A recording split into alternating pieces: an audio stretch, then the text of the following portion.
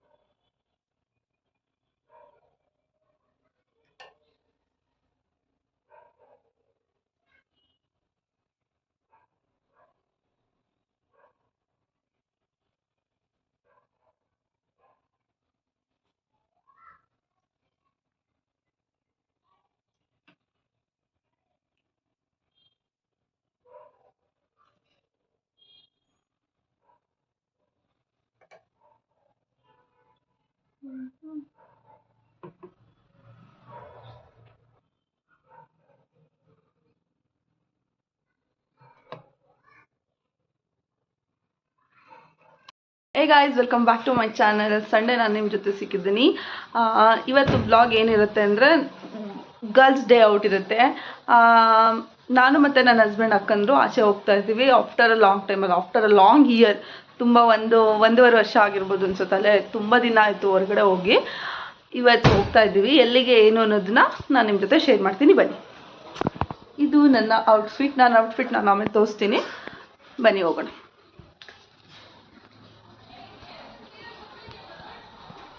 ಇವಾಗ ಟೈಮ್ 11:30 ಆಗಿದೆ. 11:30ಗೆ ಓಡ್ತಾ ಇದ್ದೀನಿ. ನನ್ನ ಹಸ್ಬೆಂಡ್ ಏನು ಬರ್ತಾ ಇಲ್ಲ, ಅವ್ರು ನನ್ನ ಬಿಟ್ಕೊಡ್ತಾ ಇದ್ದಾರೆ, ಬಸ್ ಸ್ಟ್ಯಾಂಡ್ವರೆಗೂ ಬಿಟ್ಕೊಡ್ತಾ ಇದ್ದಾರೆ. ಇಲ್ಲಾಂದರೆ ಆಟೋ ಮಾಡ್ಕೊಂಡು ಹೋಗ್ತೀನಿ ಅಷ್ಟೇ.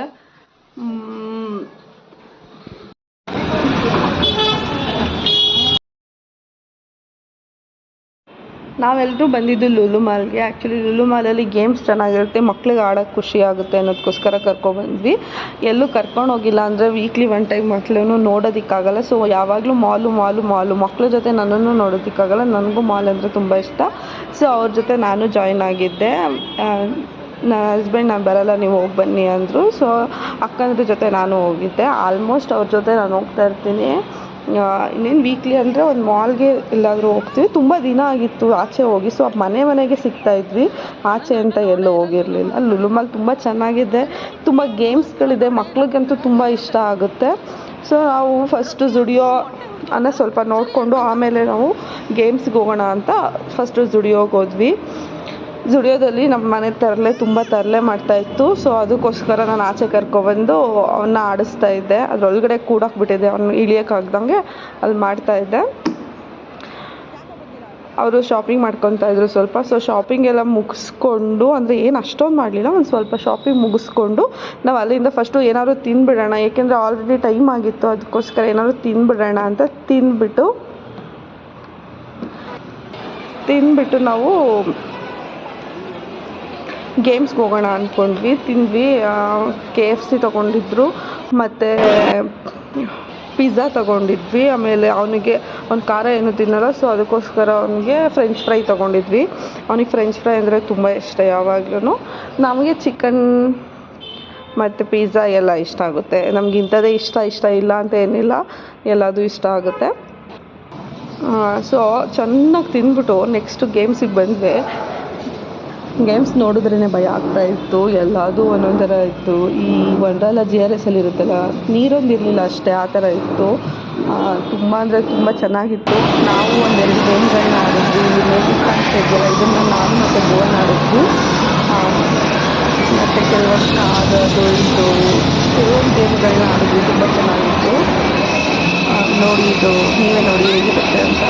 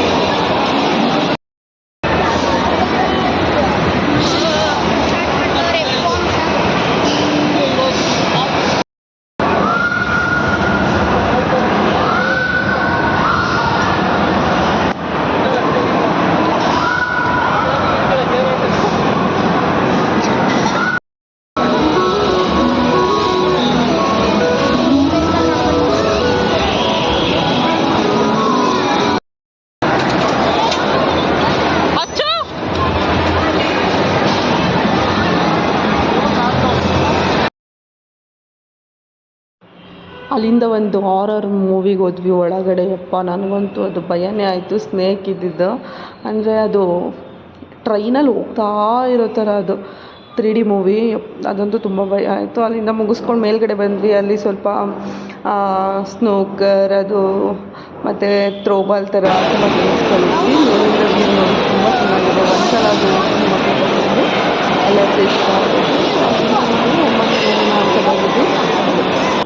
ಮನೆಗೆ ಹೋಗ್ಬೇಕಾದ್ರೆ ಇದು ಗೀವಾದವ್ರದ್ದು ಅದೊಂದು ಗೊಂಬೆನ ಹಾಕಿ ನಿಲ್ಲಿಸಿರ್ತಾರಲ್ಲ ಅದ್ರ ಜೊತೆ ಸ್ವಲ್ಪ ಮಕ್ಕಳನ್ನ ಚಿಟ್ಚಾಟ್ ಮಾಡಿಕೊಂಡು ಅಲ್ಲಿಂದ ಇಲ್ಲಿ ಕುಕ್ಕೀಸ್ ಮಾಡ್ತಾಯಿದ್ರು. ಬೇಸಿಕಲಿ ಅವರೇ ಕುಕ್ಕೀಸ್ ಮಾಡ್ತಾಯಿದ್ರು. ಅದನ್ನು ನಾನು ಫಸ್ಟ್ ಟೈಮ್ ಈ ಥರ ನೋಡಿದ್ದು.